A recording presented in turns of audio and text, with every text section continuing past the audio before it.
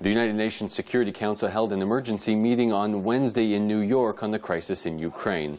The meeting came as NATO stated Russia has sent military equipment and its troops into Ukraine, and OSCE monitors reported that they saw a military convoy of troops without identification in Ukraine. On today's press review for Ukraine Today, we're going to take a look at how various news outlets reported the UN Security Council meeting in New York. So first, we're going to look at Reuters. They lead with the headline, "Boost pressure on Russia over Ukraine, U.S. tells UN Council." Michelle Nichols, reporting from the United Nations, leads by writing, "United States told the United Nations Security Council on Wednesday there needs to be greater international pressure on Russia to abide by a ceasefire in Ukraine, as Russia denied it was a threat to its neighbor."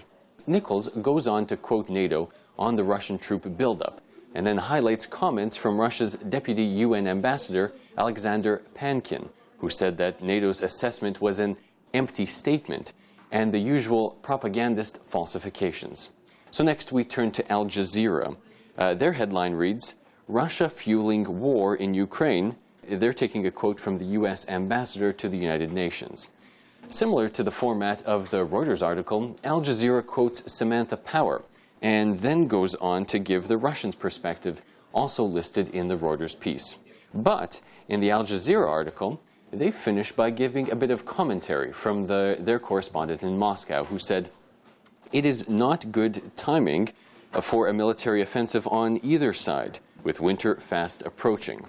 This influx of military hardware is more intended to keep the status quo and stop the rebels being defeated." So a variety of perspectives there in the Al Jazeera piece.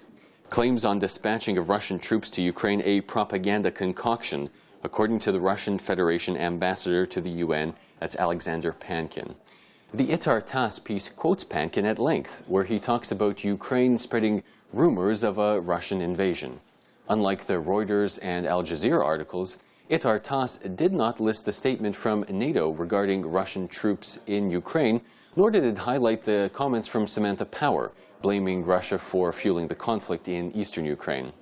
Itar Tass instead focused solely on Pankin's comments, where he blamed the OSCE for a lack of response to what he called Ukrainian armed forces movements in Ukraine. Itar Tass finished by quoting Pankin, talking about UN Security Council reform. Now, if you want to check out any of these articles in full, we'll be posting links to our website so you can have a thorough read. From Kyiv, Ukraine, I'm Stephen Breeze.